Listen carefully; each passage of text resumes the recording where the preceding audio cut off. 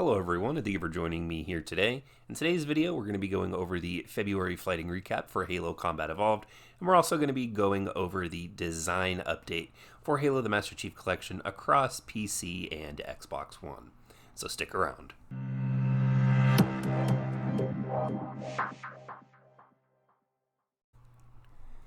Halo Combat Evolved has been stealth released to the PC for the Windows Store and, of course, across Steam.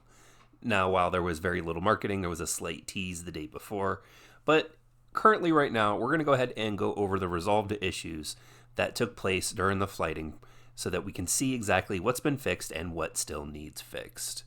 Now, over the course of the flight, the known issues list has been updated in sync with new build releases. This includes adding new resolved known and previously active known issues. Many of the items that will be noted below will be recognizable to flight participants, as these were the very same topics that were reported through the Insider site. Now, the globally resolved issues were when signing out the title will often crash, a bug was causing uncapped frame rates to be capped at 200 frames per second, restoring to defaults does not affect zoom in and or zoom out on mouse and keyboard. You'll lose functionality when using a gamepad if you sign out with the message of the day open. When using keyboard and mouse, you will often see Xbox button prompts instead of the correct keys on the character customization screens. Ranks will be displayed when connecting to a ranked match for all players. Debug text is present in the gameplay settings menus when non-English languages are set, and Halo 4 loadouts were present in the customization options. Now, for Halo Combat Evolved Anniversary resolved issues specifically, in matchmaking, some game variants do not spawn players with starting grenades, and that is actually something that I am still experiencing. Input delay has been improved across all game modes, which I agree with. Auto look centering while in vehicles is too strong. Various weapon and vehicle sounds in multiplayer use remastered sound effects. In campaign, a prompt appears to skip cutscenes on the Pillar of Autumn. There are missing animations and UI elements when leaving a matchmaking game. The gamepad and mouse and keyboard binding menus to default to Halo Reach while in Halo CEA gameplay. While opening the character customization screen, Halo Reach's options appeared briefly. Service IDs are not displayed correctly on the scoreboard. Classic Team Slayer settings and CE Team Slayer are flip-flopped for custom game settings. Customization preview models proportions are inconsistent with the in-game model. Respawn beep and sound effects have a lower pitch compared to Legacy. Swapping weapons after reaching the 10x zoom with the sniper rifle can cause zoom not to function on other weapons and cause them not to render. When using mouse and keyboard, the vehicle function 3 key binding spacebar is not respected when rebound. When using mouse and keyboard, any action that is rebound to vehicle function 1, mouse click 2 is not usable. After completing campaign mission 343 Guilty Spark, a black image will be displayed on the loading screen instead of the proper image. When set to unlocked frame rates while using a controller, the hold time for hybrid zoom was too short. While viewing the character customization screen, the Spartan's hands appeared to have low quality.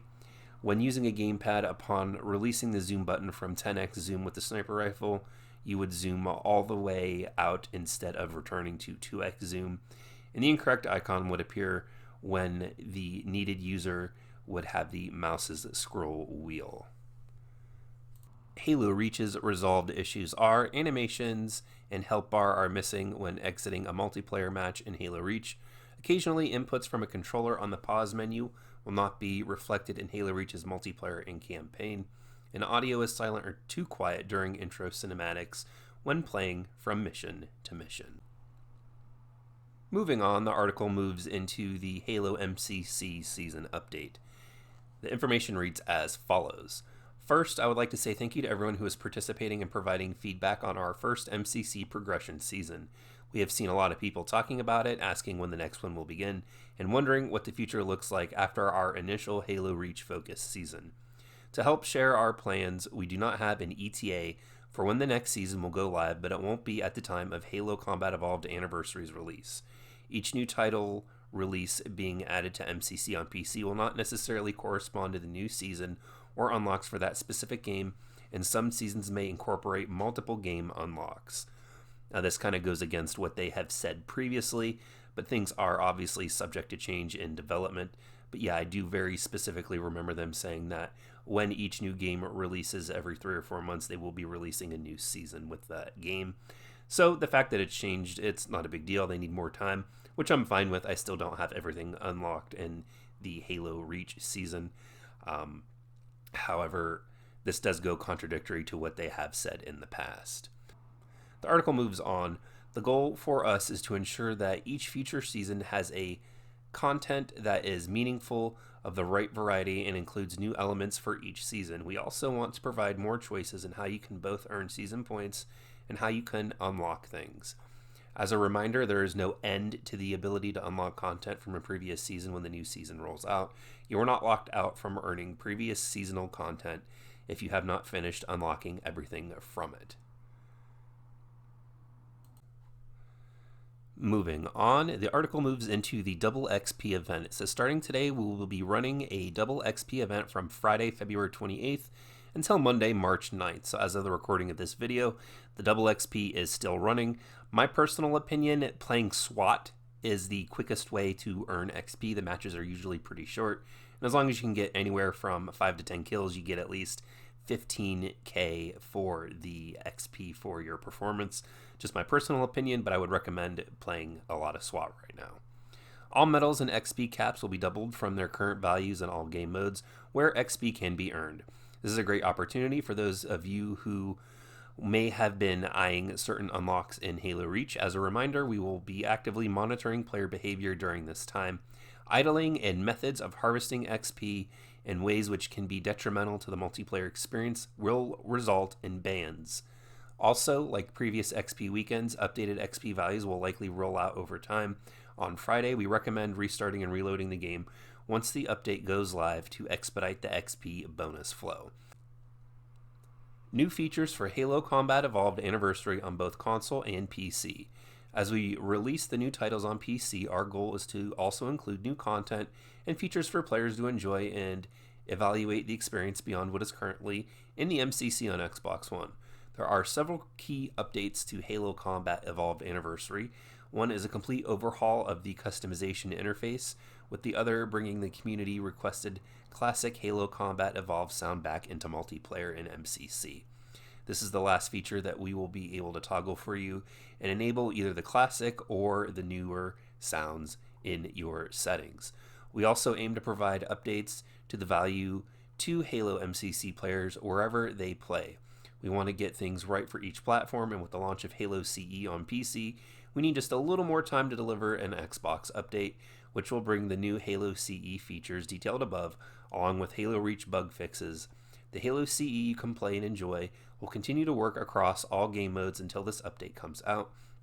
Because of the number of updates and bug fixes for Halo CE and Halo Reach, and some other bug fixes to other titles, the download size can be up to 60 gigabytes if a player has all the games installed. To minimize the size of the download, please use the intelligent install feature of Halo MCC to unselect any games or content you may not want to update. So the update that the PC players have received across Windows and Steam will be coming to the Xbox version. It just seems like they're going to be coming a little bit later on and not obviously at the same time. The article then moves into Forge and the Theater update. When Halo Reach launched on PC, they did not include Forge and Theater because they knew that there was much more work to do in order to create an experience, controls, and UI that felt PC native. Some of the awesome modders in the Halo community found a way to unlock Forge in the current release, but the mod support is limited to controller and the original HUDs and UI. We are making good progress in building a Forge and Theater experience that includes a solid mouse and keyboard support, remapping button bindings, and a more intuitive controls and HUDs when using inputs that are not a controller. In addition to adding PC native features, they are also including a larger Forge update that will improve the Forge experience on PC and console via the Thorage update. This update will include a lot of cool new features that will go beyond what is available in any retail release of Halo Reach today. The article then moves into features and global features that are currently being worked on and are in active development.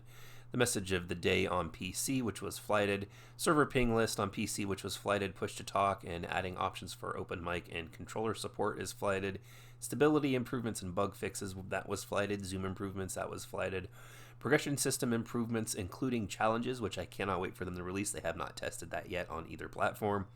UI improvements around navigation, roster customization, and many more areas of the game. Text chat improvements, double key bindings, an in-design iteration, so things that they are currently working on and are iterating on, additional mod support, additional video settings and options, in-game FPS cap adjustments, and of course, in the backlog and pending further discussions, input-based matchmaking, regional server selection, cross-play between Xbox and PC, which would be absolutely phenomenal, but they are going to have to get the input-based matchmaking going, which would essentially just be, you know, if you're playing on a keyboard on PC or a controller on PC like I do, you're not going to want to be on Xbox and play against somebody who's using a mouse and keyboard. That's just not something you're going to want to do. Steam account linking, VFR improvements, idle system improvements, customization improvements, better ways to report players, which again, I would like to see something like that on Xbox. Xbox, you currently only have the reporting them on Xbox Live, not reporting them like in-game. And when doing that, there are a lot of things that you have to dig through just to get to a section where you can put the people who are either team killing or AFK.